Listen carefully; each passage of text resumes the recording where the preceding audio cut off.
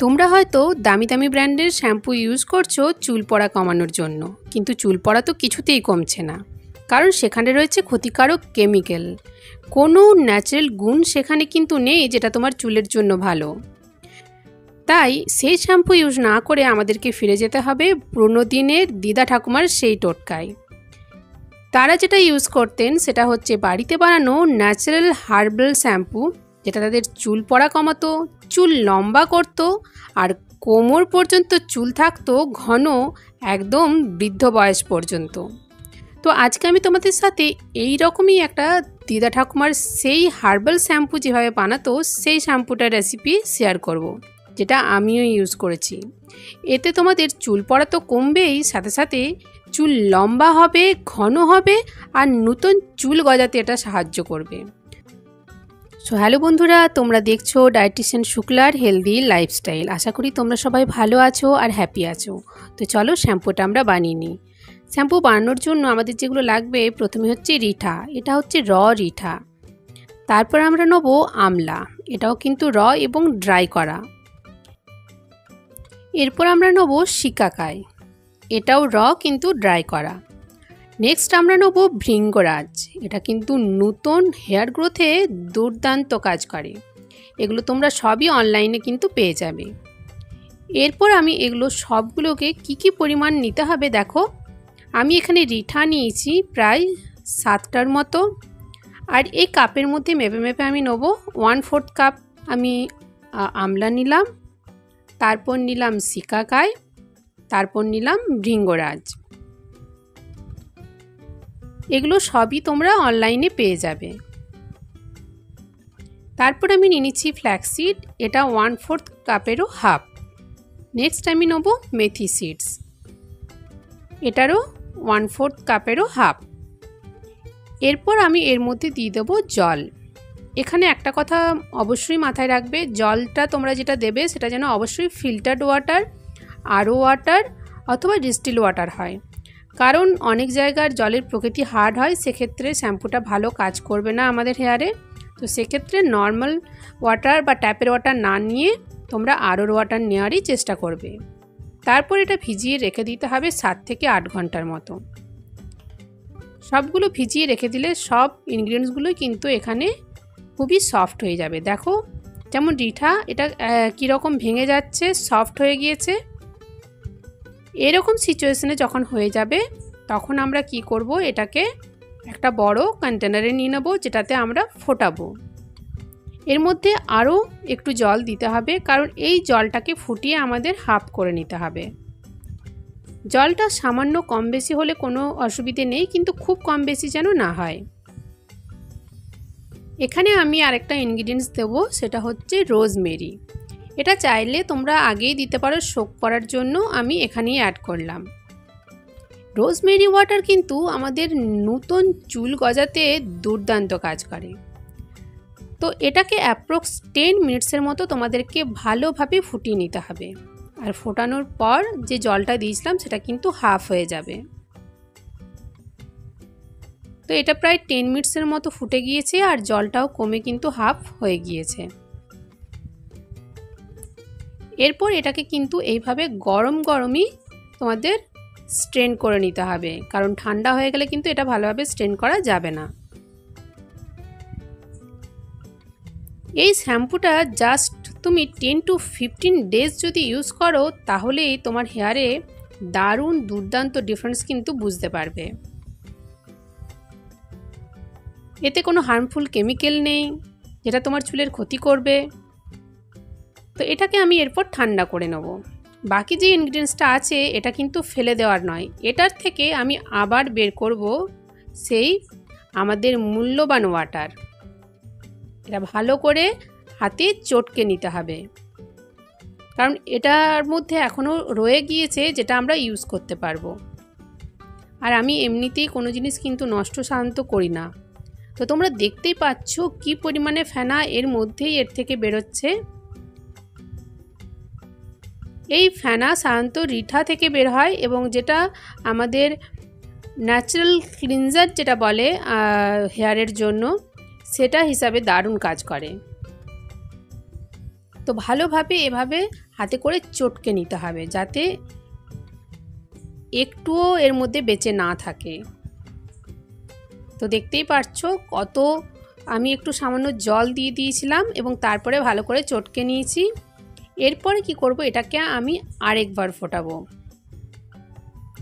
আবার জল দিয়ে আমি আরেকবার ফোটাবো। প্রায় 8 থেকে 9 মিনিটের মতো ফোটাতে হবে। আর কি পরিমাণ ফেনা তোমরা দেখতেই পাচ্ছ। আর এটা বানাতেও কিন্তু সেই রকম বিরাট কিছু খরচ কিন্তু হয় না, যেটা কিন্তু মার্কেটের শ্যাম্পুর দাম হয়। বড় বড় নামি দামি ব্র্যান্ডের শ্যাম্পুর দাম তো অনেক এখন, তার তুলনায় এটার দাম খুবই নগণ্য। তো ফুটিয়ে নেওয়ার পর এটাকেও আমরা কি করব, গরম গরমই স্ট্রেন করে নেব। আগের যে শ্যাম্পুর অংশটা ছিল তার মধ্যে এটাকে কিন্তু স্ট্রেন করে নিতে হবে।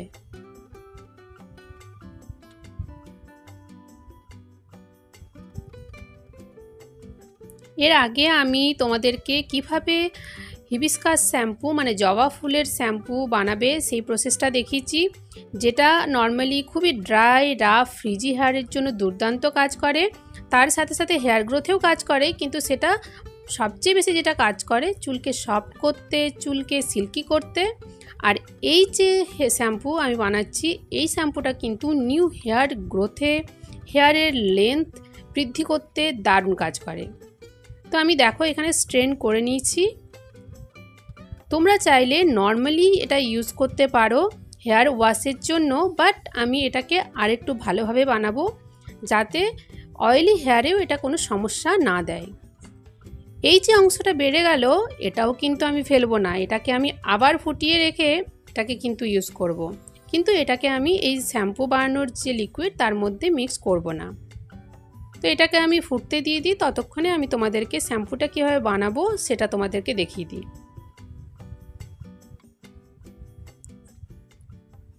এটা আমি একটা মাপ করে তোমাদেরকে দেখাচ্ছি যাতে সুবিধা হয়, যাতে তোমরা বুঝতে পারো যে কিভাবে বানাতে হবে। তো প্রসেসটা ভালো করে দেখো।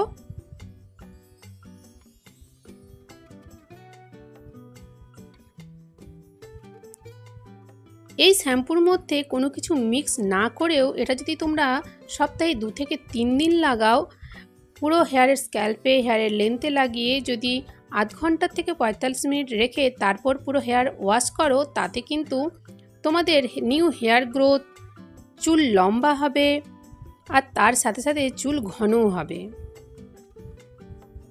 বাট যাদের ডিপ অয়েলিং করে, যেমন আমি ডিপ অয়েলিং করি হেয়ারের মধ্যে, তো সেক্ষেত্রে আমরা একটা শ্যাম্পু বেস ইউজ করব এখানে, যার কথা আমি আগেও বলেছি তোমাদের সাথে।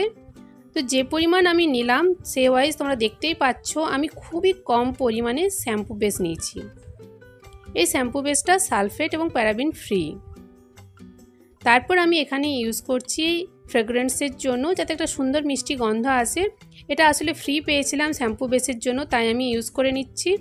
চাইলে তোমরা নাও ইউজ করতে পারো, কারণ এই শ্যাম্পুটার থেকে রোজমেরির জন্য এত দুর্দান্ত একটা স্মেল আসে যে কি বলবো, না বানালে তোমরা এটা বুঝতে পারবে না। এরপর আমি এর মধ্যে একটু গ্লিসারিন দিয়ে দেবো, যেটা আমাদের চুলকে সফট করবে। দিলাম। আর বাকি যে অংশটা দেখো বেঁচে গিয়েছে, এটাকে আমি আলাদা করে রাখবো, এতে শ্যাম্পু বেস দেবো না, এটা আমি নর্মালি ইউজ করব।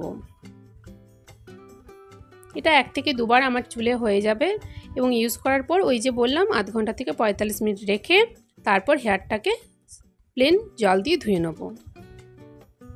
এরপর যে শ্যাম্পু বেস মেশানো মিক্সচারটা সেটাকে আমি ভালো করে একটু ব্লেন্ড করে নেব। তোমরা চাইলে এখানে মিক্সার গ্রাইন্ডারও ইউজ করতে পারো। খুব ভালো খুব বেশি ব্লেন্ড করব না, জাস্ট ভালোভাবে মেশার জন্য যেটুকু ব্লেন্ড করতে হয় সেই পরিমাণেই ব্লেন্ড করে নেব, এতে ভালো করে প্রত্যেকটা জিনিস মিশে যাবে। আচ্ছা, এখানে আমি একটা জিনিস বলে রাখি, এখানে কিন্তু আমি একটু গ্লিসারিন অ্যাড করেছিলাম, তো সেই তোমাদেরকেও ইউজ করতে পারো। এটা অপশনাল, গ্লিসারিনটা দিলে আমাদের চুলটা আরও সফট হবে, সিল্কি হবে। আর তোমরা যদি ইনস্ট্যান্ট এটা ইউজ করতে চাও শ্যাম্পু হিসাবে, তো ওই লিকুইডের সাথে তোমরা তোমার বাড়ির নর্মালি যে কোনো শ্যাম্পু দিয়ে এটাকে ইউজ করতে পারো। বাট এটার চেয়ে বেস্ট হলো শ্যাম্পু বেস দিয়ে বা শ্যাম্পু বেস ছাড়া এরকম ইউজ করলেই কিন্তু দুর্দান্ত রেজাল্ট পাবে। কারণ কেমিক্যাল জিনিসটা যেহেতু আমরা অ্যাভয়েড করছি, তাই চেষ্টা করবে কেমিক্যালটা ইউজ না করার। এরপর এটাকে কোনো গ্লাসের কন্টেনারে তুমি রেখে দাও ফ্রিজের মধ্যে, যেটা কিন্তু 2 থেকে 3 মাস পর্যন্ত ভালোভাবে থেকে যাবে আর তোমরা রেগুলারলি ইউজ করতে পারবে। তোমাদেরকে আমি হাতে টেস্ট করেও দেখাবো যে কি পরিমাণ ফেনা হচ্ছে। তো বন্ধুরা, এইভাবে এই হার্বাল শ্যাম্পু যদি তোমরা রেগুলার ইউজ করো, তোমাদের চুলের আর কোনো ক্ষতি হবে না। সো বন্ধুরা, আশা করি আজকের ভিডিওটি তোমাদের চুলের জন্য দুর্দান্ত কার্যকরী হবে। তো ভিডিওটি যদি পছন্দ হয়ে থাকে ভিডিওটিতে অবশ্যই লাইক করো, বন্ধুদের সাথে শেয়ার করো, আর এই রকমই ভিডিও পেতে চ্যানেলটি সাবস্ক্রাইব করে নোটিফিকেশন বেলটি অন করে দাও। তো আজকের মতো টাটা।